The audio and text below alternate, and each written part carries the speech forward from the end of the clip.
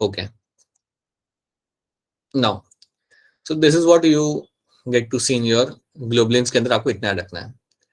The next thing you have to remember is going to be something in terms of a fibrinogen.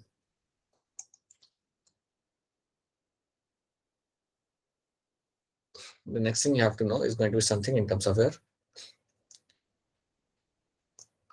fibrinogen. Fibrinogen is basically going to help in the clotting of blood. ये आपका blood clotting में आपको help करेगा. I would say clotting of blood will happen with the help of your fibrinogen. तो basically होता क्या है ना, ये जो आपका fibrinogen प्रोटीन आपके blood के अंदर है, अगर आपको कोई इंजरी होती है, अगर आपको कोई इंजरी होती है, तो इंजरी होने के बाद जब आपका ब्लड ऊज आउट करेगा, जब आपका ब्लड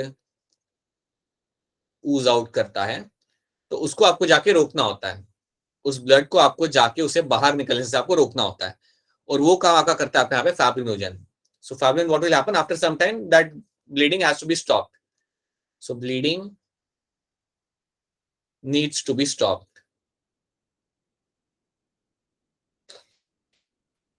और ये रोकी जाएगी आपकी बाय योर फाइब्रिनोजन. तो फाइब्रिनोजन जो आपका जो कट होता है, समझो अगर आपका यहाँ पे, समझो ये आपका एरिया स्किन का, और यहाँ पे आपका कट लग गया, यहाँ पे आपका बड़ा सा कट लग गया, तो फाइब्रिनोजन आपके यहाँ पे दौड़ दौड़ के आएंगे फटाफट, और यहाँ पे आपका प्लेग बना देंगे. They will form a plug over here, right, they will form a plug over here, और यहाँ पे ब्लीडिंग को रोक देंगे. So that is what fibrinogen is known for. ठीक है सर ना, it is going to be playing a role in the clotting of blood, और ये जरूरी होता है, यह जरूरी होता है ताकि अगर आपकी ब्लीडिंग हो तो आप उसे रोक सको. ठीक है, so that is what your fibrinogen is going to be known for. उसके बाद you will have something like your albumin. अब albumin का काम होता है to maintain the osmotic balance in the blood. ये आपके ब्लड के अंदर osmotic balance maintain करता है. It maintains the osmotic balance in the blood. और इसका कुछ काम नहीं होता, बस याद रखना. ठीक है, एल्ब्यूमिन आपने सुना होगा, ये आपको एग के अंदर भी मिलता है. अगर एग का जो व्हाइट वाला जो पार्ट होता है आपने यहाँ पे, दैट्स एल्ब्यूमिन. ठीक है, same albumin content you also get to see in your blood, जिसका काम होता है to maintain the osmotic balance. तो इतना आपको याद रखना है इन टर्म्स ऑफ प्रोटीन जो आपको मिलता है आपके प्लाज्मा के अंदर. सो एल्ब्यूमिन का काम याद रखना, दैट्स ऑस्मोटिक बैलेंस मेंटेन करना. Fibrinogen will have a role in clotting of blood, right. अगर आपका यहाँ पे ब्लीडिंग आपका हो रहा है, then that bleeding has to be stopped, और वो करने के लिए आपका फाइब्रिनोजन यहाँ पे दौड़ के आएगा. So this is something done by your fibrinogen, that's your fibrinogen is known for. Okay, and उसके अलावा हमने यहाँ पे देख लिया इन टर्म्स ऑफ माय ग्लोबुलिन. तो ये तीन प्रोटीन आपके यहाँ पे होते हैं, और इन तीनों का ये काम यहाँ पे रहता है. सो याद रखना, एक आपके यहाँ पे globulin, that's a first protein. दूसरा आपका यहाँ पे fibrinogen, and third one is my albumin. So ये तीन प्रोटीन आपको यहाँ पे याद रखने हैं, और इनका काम क्या होता है आपको यहाँ पे याद रखना है. अब एक चीज याद रखना, अगर आपके प्लाज्मा में से मैं फाइब्रिनोजन निकाल दूं, तो उसको मैं बोलूंगा सीरम. ये मैं यहाँ पे लिख देता हूं. If your plasma minus clotting factor,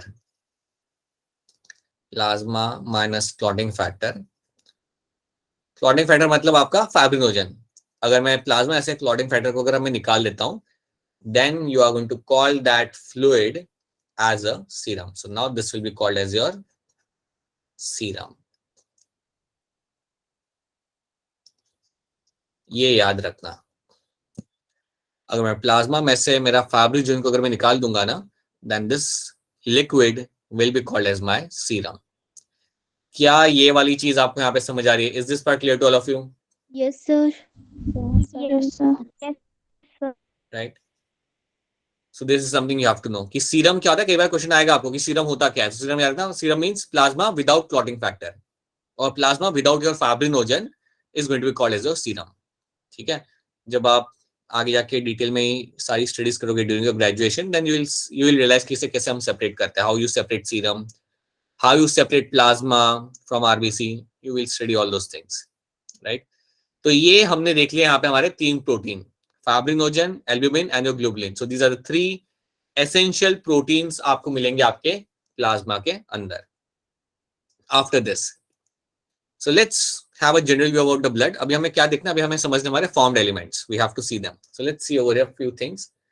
Blood is a special connective tissue consisting of a fluid matrix, plasma, and your formed elements. Used by a complex organisms to transport nutrients, oxygen, and waste material. बिल्कुल आपका जो blood है हम use करते हैं transportation के लिए. Oxygen हो गया आपका, CO2 हो गया, न्यूट्रिएंट्स हो गए, वेस्ट मटेरियल हो गया, इन सबको ट्रांसपोर्ट करने के लिए आप अपना ब्लड यहाँ पे यूज करोगे. नाउ ब्लड में हमने जैसे कि बात किया था, याद रखना, यू विल हैव 55% आपका यहाँ पे रहेगा प्लाज्मा, 45% आपका रहता है यहाँ पे फॉर्म्ड एलिमेंट्स. हाँ, याद रखना ये चीज, मैं आपको यहाँ पे वापस लिख देता हूँ. यू विल फाइंड कि आपका ये प्लाज्मा रहेगा आपका यहाँ पे हमेशा 45% और फॉर्म्ड एलिमेंट आपके यहाँ पे रहेंगे हमेशा 55%. So that is something you have to know. ये आपको याद भी रखना है. और फॉर्म्ड एलिमेंट में आपके यहाँ पे आएंगे इरिथ्रोसाइट्स, ल्यूकोसाइट्स एंड प्लेटलेट्स. अगर मुझे एक साइकिल रेस जीतनी है तो मैं कौन सा हार्मोन में अपने बॉडी में इंजेक्ट करूंगा?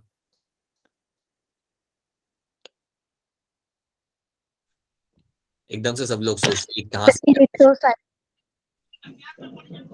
इरिथ्रोसाइट.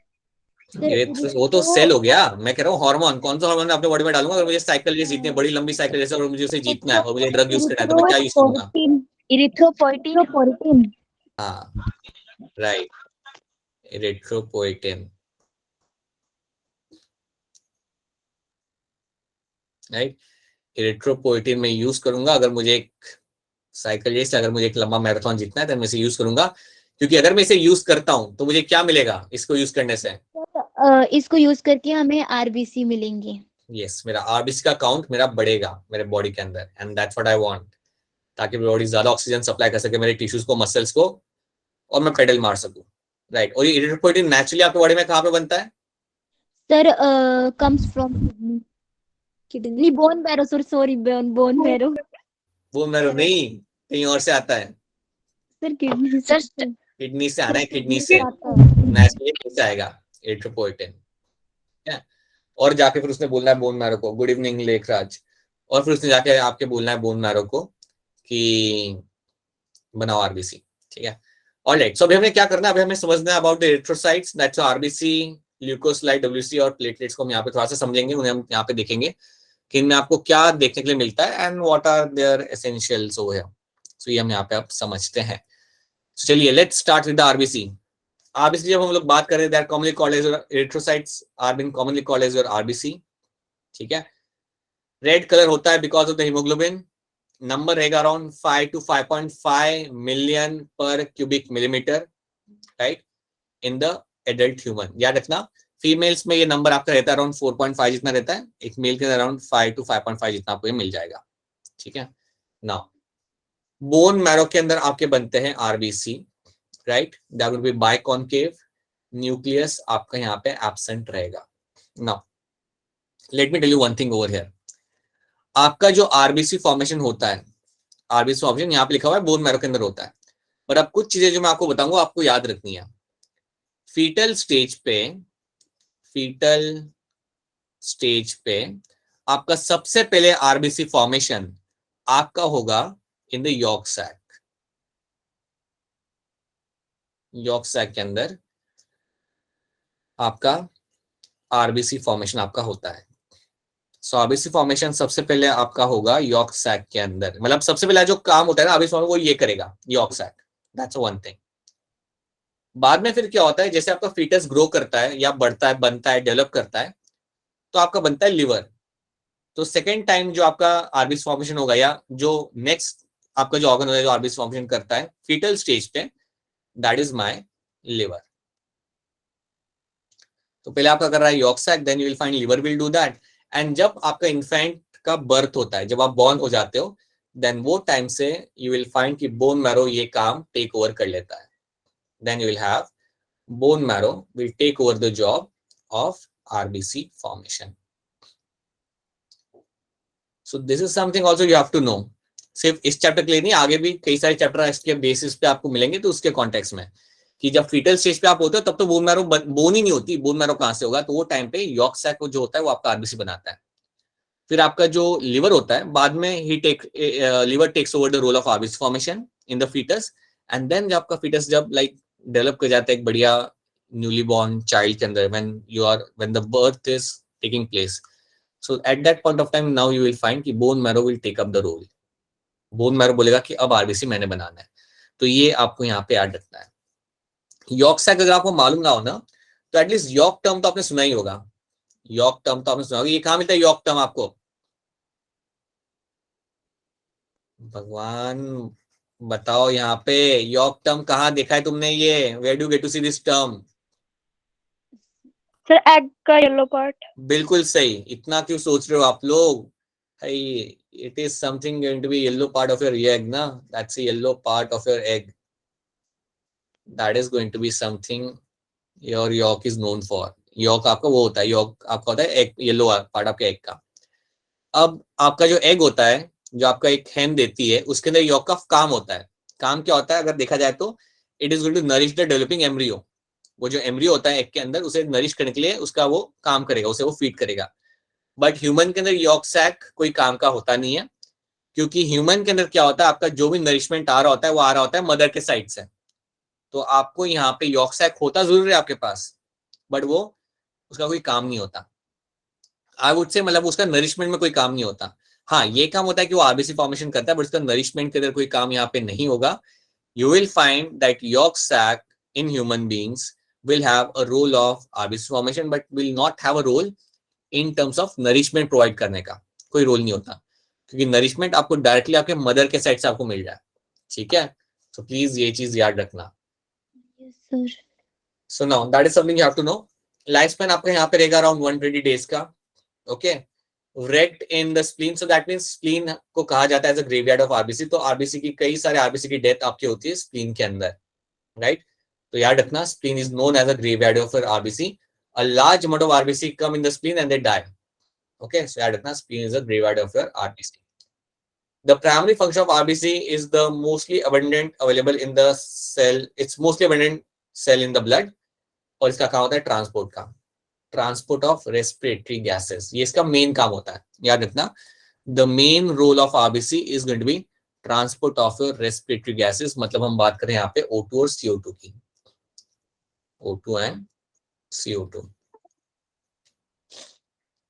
ये ट्रांसपोर्ट के लिए इसने आपको बड़ी ही यहाँ पे हेल्प करनी है।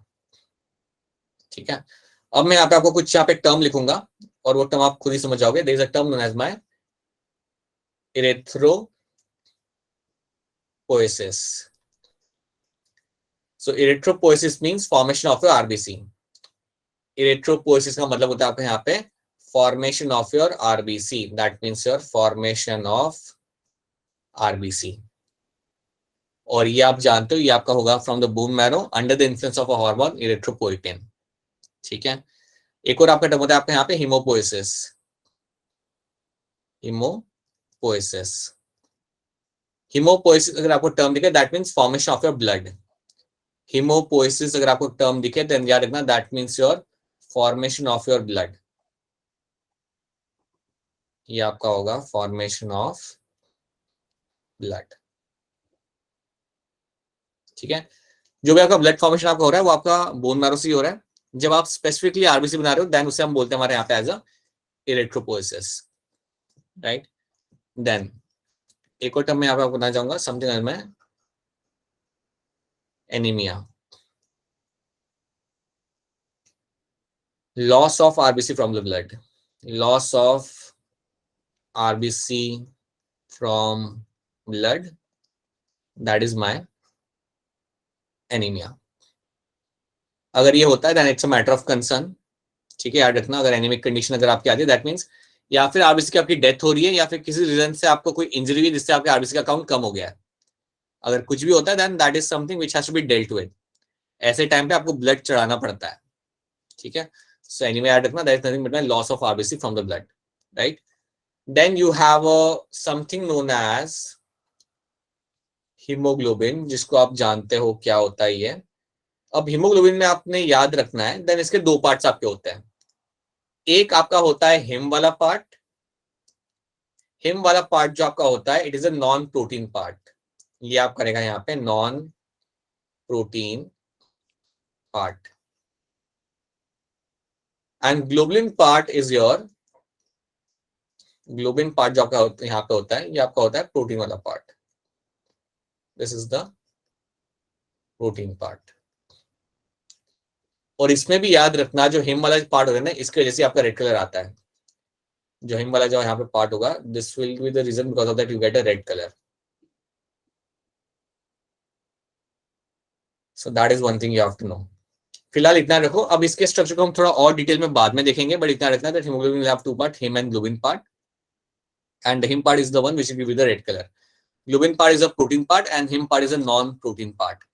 और हीमोग्लोबिन बनाने के लिए आपको आयरन की जरूरत हमेशा रहती है। You need this for a formation of your hemoglobin. That's one thing you have to know. इसके साथ साथ कौन सा विटामिन आप बताइए मुझे जरूरी है आपके ब्लड बनाने के लिए, आरबीसी बनाने के लिए? Which vitamin is going to be essential? Vitamin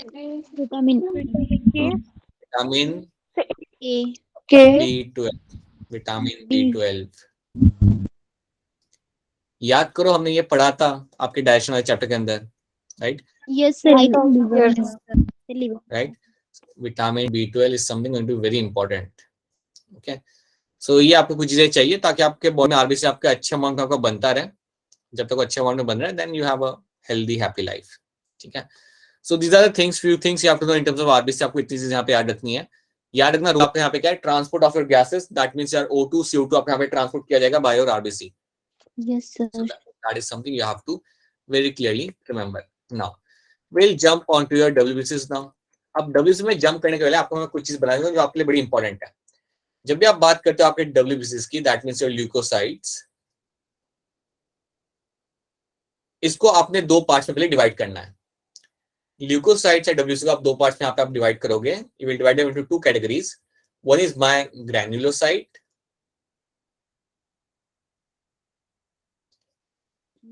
और एक आप करेंगे यहाँ पे अग्रैन्युलोसाइट।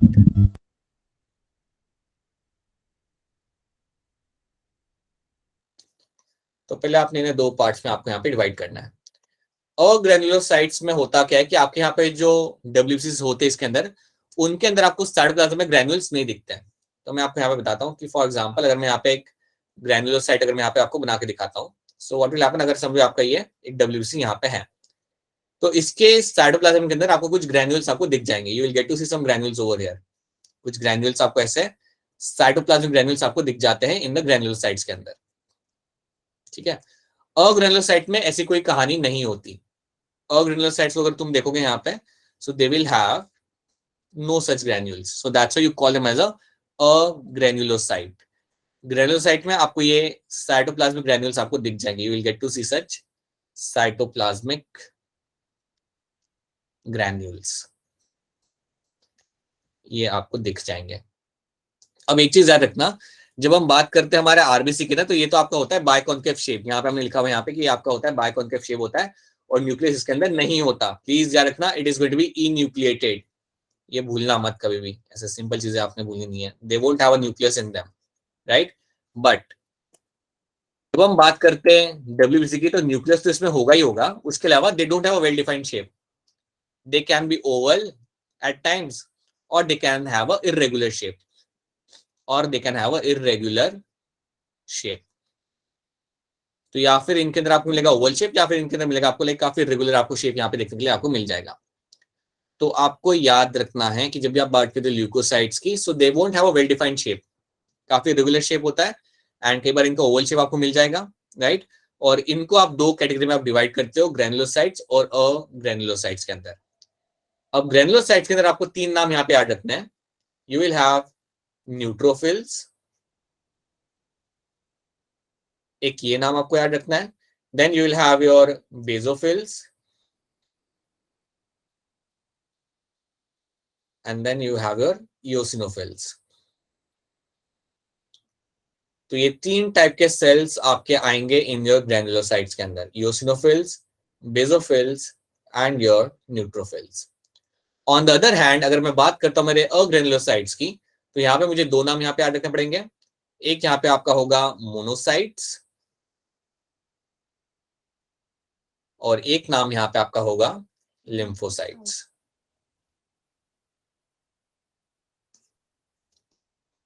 अब इनको हम थोड़ा सा यहाँ पे हम देख लेते हैं। तो एक काम करो, फिलहाल आप ग्रेनुलोसाइट्स को इग्नोर करो और अग्रेनुलोसाइट पे आप फोकस करो। तो जब आप अग्रेनुलोसाइट पे अगर आप फोकस करोगे तो आपको पहले मिलेगा आपको यहाँ पे मोनोसाइट। अगर इसको आप देखते हो यहाँ पे, देन याद रखना ये जो मोनोसाइट है ना, ये आपके कन्वर्ट होते हैं into something known as your macrophages. Future में जैसे ही इनकी जरूरत पड़ती है, so they will convert into your macrophages. याद रखना ये बात को कि मैक्रोफेजेस में ये लोग कन्वर्ट हो जाते हैं। मैक्रोफेज तो आपने सुना होगा, मैक्रोफेज तो आपको हमने भी बताया था, आपने खुद से भी पढ़ा होगा, that macrophages are the cells you get to see in the blood, right. तो ये बनते किस में से? ये बेसिकली बनते मोनोसाइट में से ही है। तो होता क्या है, ऐसा सोचो कि आपके ब्लड के अंदर मोनोसाइट घूम रहा है, राइट। वो सर्कुलेटिंग ब्लड में आपका ये घूम रहा है। जैसे कोई फॉरेन पैथोजन आपका आता है, जैसे कोई ये फॉरेन पैथोजन आपका यहाँ पे आता है, उसी टाइम पे आपका जो मोनोसाइट यहाँ पे होगा ये कन्वर्ट हो जाएगा इनटू योर मैक्रोफेजेस के अंदर। ये फटाफट आपका कन्वर्ट हो जाएगा इनटू मैक्रोफेजेस और जाके उस फॉरेन पैथोजन को वहां पे वो खा जाएगा।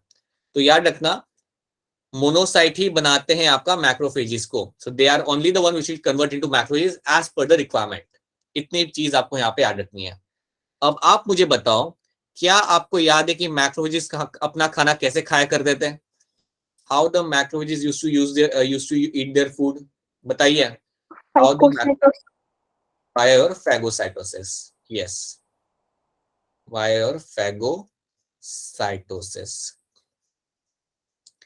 तो याद रखना कभी अगर क्वेश्चन आता है कि मोनोसाइट अपना खाना कैसे खाते हैं, देन याद रखना they will engulf the organelles, they will engulf the foreign body via your phagocytosis. इन्होंने कुछ नहीं करना, ये कन्वर्ट होंगे into macrophages and they will go and engulf the foreign body.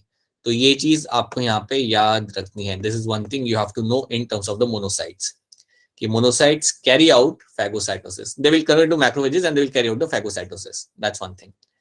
क्या monocytes आपको यहाँ पे समझ आ रहे हैं? Are the monocytes clear to all of you? Yes, sir. Yes, sir. Right? Monocyte आपको यहाँ पे याद रखना है कि यहाँ पे ये कर क्या रहा है। ये बेसिकली आपका जाके खा जाएगा कोई भी फॉरेन बॉडी को। पहले ये कन्वर्ट होगा into macrophages and then it will go and engulf the foreign body. अब हम ध्यान देते हैं हमारे, let's pay attention to your lymphocytes. ये हम बाद में देखते हैं। Let's pay attention to lymphocytes. Lymphocytes के साथ क्या होता है ना, अगर मैं बात करूं लिम्फोसाइट्स की, इनको आप बहुत डिटेल में पढ़ोगे in your 12th standard. Lymphocyte में आपको दो सेल याद रखना है। एक आपका होता है यहाँ पे टी सेल और एक आपका यहाँ पे होता है आपका यहाँ पे बी सेल। ये दो सेल के टाइप आपको मिलते हैं with in the lymphocytes. Lymphocyte में रखना you have T cells and B cells and they have a very strong immune response. ये इम्यून रिस्पॉन्स के टाइम पे ये बहुत एक्टिव होते हैं, याद रखना। They are very much active during the immune response, very active, they are very active during immune response.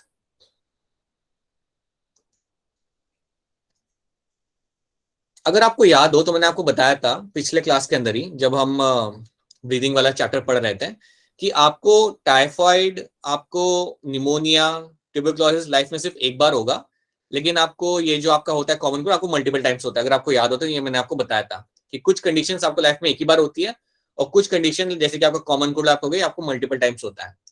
अब ट्यूबरकुलोसिस हो गया या आपका टाइफाइड हो गया या अगर आपका निमोनिया हो गया, ये आपको लाइफ में एक बार सिर्फ क्यों होता है? बिकॉज इनमें आपको मिलेंगे आपके मेमोरी सेल्स। ये जो टी सेल्स और बी सेल्स होते हैं इनके भी टाइप्स होते हैं and with in them you will have something known as your memory sales.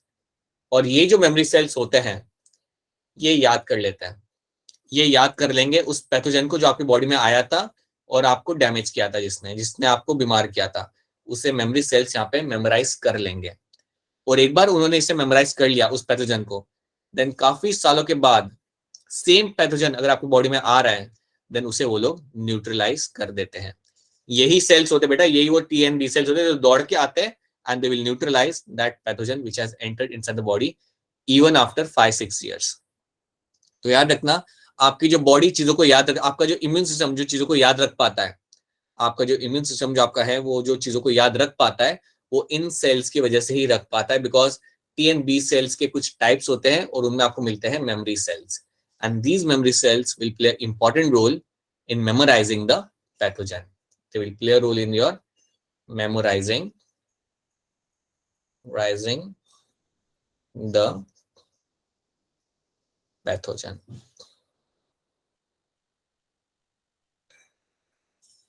क्या ये वाली स्टोरी आपको यहाँ पे समझ आई? Is this part clear to all of you? Yes, sir. Yes, sir. Right? So they are going to memorize the pathogen, और वो memorize करके they will go and make sure कि उसे like उससे जाके वो लोग वापस से खत्म कर दें. अब आपको याद रखना है कि इन दैट केस अगर आप ये कह रहे हो कि यार ये मेमोराइज करते हैं और ये याद रखते हैं पैथोजन को, सो दैट मींस व्हाट, लिम्फोसाइट का लाइफ स्पैन काफी ज्यादा होता है. लिम्फोसाइट का जो लाइफ स्पैन होता है, it can be for your days, it can be for your months, it can be for years. It depends कि तुम कौन सी लिम्फोसाइट की बात कर रहे हो, क्योंकि इसमें भी बहुत सारे टाइप्स होते हैं. याद रखना, ये तो मैं अभी डिवाइड और कर नहीं रहा है, तो आपको बहुत सारी चीजें एकदम से याद करनी पड़ेगी. आपको इतना याद रखना है फिलहाल, ये आप 12th में से डिटेल में आप समझोगे. बट याद रखना कि लिम्फोसाइट्स के जो लाइफ स्पैन होता है, it can be for some, it is going to be for days, कुछ के लिए मंथ्स तक रहेगा, बट कुछ के लिए it can be for years, क्योंकि वो मेमोराइज करके आपके बॉडी में ही रहते हैं. And it was strong response if the same pathogen enters inside the body. तो याद रखना, लिम्फोसाइट तो आप डिटेल में समझोगे बहुत अच्छे तरीके से, ठीक है. इट लाइक वो भी आप डिटेल में जो आप समझोगे ना, वो भी इतना डिटेल में नहीं होगा जब आप 12th में से समझोगे. बट आप जब इसे आगे जाके आप इसे पढ़ोगे, आगे जाके आपका एक ब्रांच होता है जो आप सेपरेटली आपको पढ़ने को मिलेगा, that is going to be your immunology. And that is actually quite interesting, because ये आपको सिखाता है कि आपकी बॉडी कैसे रिस्पॉन्स करती है आपके पैथोजेंस से. जब आपके बॉडी में पैथोजेंस आते हैं, तब आपकी बॉडी कैसे आपको प्रिपेयर करती है फॉर अ पॉसिबल इन्वेजन, कैसे आपकी बॉडी डेवलप करती है, कैसे आपका इम्यून सिस्टम डेवलप करता है from your early stage to your adult stage, और कैसे फिर वो बाद में डिक्लाइन होता है. All those things you learn in the branch of immunology. इस ब्रांच के अंदर आप इवन सीखते हो कि HIV का जो वायरस होता है वो कैसे आपकी बॉडी के ऊपर इम्पैक्ट करता है, how it is going to act on the immune cells, how immune cells responds to that, why they are not able to cope up with that particular virus. All those things you'll study in detail later. But फिलहाल याद रखना, lymphocyte जब भी आपके सामने term आए, याद रखना कि ये आपके जो होते हैं, इनमें आपके दो टाइप के सेल आपको मिलेंगे, T cells and B cells, and they are very active during the immune response, and they have some memory cells जो मेमोराइज करते हैं पैथोजन को, ताकि आप उन पैथोजेंस को वापस किल कर सको अगर वो वापस आते बॉडी के अंदर after few years. So these are my lymphocytes which you have to know. तो यहाँ पे हमने हमारे देख लिया lymphocytes and your monocytes. So these are the two terms we have now seen. They both become a part of my हाँ बेटा बताइए. सर तो आपने लिखा है ना, very activate during immuno response, ये आपने बोथ टी सेल्स और बी सेल्स के लिए लिखा है? हाँ, ये मैंने इनके लिए लिखा हुआ है, ये मैंने टी सेल्स और बी सेल्स के लिए लिखा हुआ है. They are supremely active when it comes to your immune response. ठीक है. And how they become active and what they do is something we'll get to see. अगर आपको याद हो ना, थोड़ा सा अगर आप थोड़ा और याद करोगे, तो जब मैं आपको करा रहा था निमोनिया, तब मैंने HIV के बारे में बात किया था आप लोगों से. अगर आपको याद हो तो HIV के बारे में आपसे बात और तब मैंने एक टर्म यूज किया था टी हेल्पर सेल करके. अगर आपको थोड़ा सा और याद करोगे, मैंने टर्म यूज किया था टी हेल्पर सेल, और आपके जो HIV वायरस आपका होता है वो इसको ही टारगेट करता है, इसको ही आके वो टारगेट करता है. And that is a cell which helps to generate a response. ये वो सेल होता है जो इम्यून सिस्टम को एक्टिवेट कराता है. यस सर, किया था. तो ये टी हेल्पर सेल जो आपका होता है ना, वो उसका एक पार्ट है. टी सेल जो मैंने यहाँ पे लिखा हुआ है, इसका एक टाइप होता है. तो टी सेल के दो तीन टाइप होते हैं, उनमें से एक होता है टी हेल्पर सेल. वो थोड़ा याद करोगे ना, एकदम से लाइक थोड़ा थोड़ा करके याद करोगे तो शायद याद आ जाएगा. So that is we have done. But yeah again this is something आप ये डिटेल में फ्यूचर में पढ़ोगे, right? If you are someone who is into medicine, if you are someone who is thoroughly into your field of your area of interest, then you will find it interesting जब आप तुम इसे पढ़ोगे detail में, right? Because these are the things which tells you everything about your immune system, right? Yes. In a very interesting way, right? Okay. So ये आपको याद रखना है. So this is something you have to know about the monocytes and lymphocytes. So I hope monocytes और lymphocytes आपको यहाँ तक clear है. How they are going to, what they are going to do is something clear to all of you. क्या ये दोनों term आपको clear है यहाँ पे सब? Yes sir. Right? All right. So now what we'll do now? अच्छा, मैं आपको एक और चीज बताना चाहूंगा कि मोनोसाइट्स जो आपके होते हैं उनका लाइफ स्पैन आपका रहेगा अराउंड 4 to 5 डेज का. सो मैं यहाँ पे लिख देता हूँ, दे will have a life span of around like 4 to 5 days. इनका लाइफ स्पैन जनरली आपका यहाँ पे रहता है. सो लाइफ स्पैन जो डब्ल्यूसी का होता है ना, वो सबके लिए अलग अलग होता है, सबके लिए आपको अलग अलग मिलेगा. तो आप एक के लिए मतलब एक जनरल टर्म आप जनरली यूज नहीं कर सकते. So it will very. Okay, so monocyte का आपका 4 to 5 डेज का यहाँ पे रहेगा. So we are done with the granulocyte. Now let's jump on to my granulocytes. अब ग्रैनुलोसाइट समझने के पहले कुछ चीजें आप याद रखो, क्योंकि हमारे पास ज्यादा टाइम तो है नहीं यहाँ पे. तो एक दो चीज आप पहले आप यहाँ पे याद रख लो. Neutrophils will be the highest in the number. They will be highest in the blood. They will be highest in blood. आज की डेट में अगर मैं आपके ब्लड सैंपल निकालता हूं, उसे स्लाइड पे रखता हूं और अगर इसमें ऑब्जर्व करूंगा ना, तो न्यूट्रोफिल्स ही मुझे ज्यादा दिखेंगे. मतलब डब्ल्यूबीसी के अंदर सबसे ज्यादा तो आपके आरबीसी होते हैं, बट डब्ल्यूबीसी के अंदर सबसे ज्यादा जो आपको ब्लड में मिलेगा, that is my neutrophils. Right, neutrophils will be the highest in the blood. That's one thing you have to know. Basophil will be the least in the blood. Basophil जो आपका यहाँ पे होगा, it will be least in blood. Right, ये आपका जो इसका amount रहेगा वो आपका सबसे कम रहता है डब्ल्यूसी के अकाउंट के अंदर. सबसे कम जो आपको मिलेंगे, आपको मिलेंगे बेसोफिल. तो अगर मैं आपके सामने स्लाइड बना के दूं, उसमें सारे डब्ल्यूसी आपके सामने है, अगर आप उन्हें देखोगे ना, तो बेसोफिल का काउंट आपको सबसे कम मिलेगा और न्यूट्रोफिल्स का आपको मिलेगा सबसे ज्यादा. So that is one thing you have to know. कई बार सिर्फ इसके ऊपर बेस वो लोग क्वेश्चन पूछ लेते हैं, that which of them is going to be least in number. So that's your basophils. Which of this WBC will be the highest in number, that is going to be your neutrophils. ठीक है, इतना याद रखो. और एक और चीज याद रखो कि जो मोनोसाइट का जो खाना खाने का तरीका था, वही खाना खाने का तरीका न्यूट्रोफिल्स का भी होता है. That means what? Phagocytosis. Yes, neutrophils ने भी आपका फेगोसाइटोसिस ही करना है. याद रखना, न्यूट्रोफिल्स ने भी आपका यहाँ पे इनका भी एक ही तरीका होता है. जैसे मोनोसाइट जो कर रहे होते हैं वही ये कर रहे होते हैं. They will also carry out the phagocytosis. They also carry out the phagocytosis. ठीक है, मैं चाहता हूं कि आप इतना याद रखो. I just want you all to remember this much amount of thing कि neutrophils are the highest in number. They carry out phagocytosis. Right, basophil are the least in number and eosinophil they have some number over there. but ये दो terms आ रहे हैं कि सबसे ज्यादा कौन सा डब्ल्यूसी और सबसे कम कौन सा WC. they are going to be your neutrophils and your basophils. Monocytes convert into macrophages as per the requirement and they carry out the phagocytosis. Lymphocyte will have two categories over here, two type of cells. You will have a T cells and B cells. और ये बहुत active होते हैं during the immune response. They are very active during the immune response. और इनके अंदर ही आपको मिलता है मेमोरी सेल्स. और यही वो मेमोरी सेल्स होते हैं जिनकी वजह से अगर आपको कोई बीमारी हुई हो आपके छोटी एज के अंदर, वो आपको वापस नहीं होती. Because your memory cells know that how to deal with that condition. तो अगर सेम बैक्टीरिया जो आपके 10 साल की एज में आपके बॉडी में आया था, अगर वो वापस आपके बॉडी के अंदर आता है, देन आपके इम्यून सेल्स बहुत स्ट्रांगली रिस्पॉन्स करेंगे and they will kill that bacteria. और आपको कोई बीमारी होगी नहीं. You won't even get a fever. और ये इसलिए हो रहा है because of those memory cells. They memorize the pathogens over here. Right, तो इतना आप याद रखो. देखिए हमने अभी तक क्या किया, बेसिकली हमने ग्रैनुलोसाइट्स को हमने समझा है. ग्रैनुलोसाइट को समझना बाकी है, इनको समझना बाकी है. सो विल अंडरस्टैंड देम आराम से. Right, because very often you get question based on them. Very often you get question based on, so you have to understand them very फुर्सत से. ठीक है, सो आई होप ये वाला स्लाइड आपको यहाँ पे क्लियर है. I hope this slide is clear to all of you. Yes, sir. Yes, sir. Can you give me a quick yes in the chat? Can you give me a quick yes in the chat or a thumbs up in the chat? अगर आपको यहाँ तक सारी चीजें आपको समझ आ रही है, then give me a quick yes or a thumbs up in a chat so that I can have assurance कि अभी तक जो हम लोग करा रहे हैं वो आपको यहाँ पे समझ आ रहा है. Right?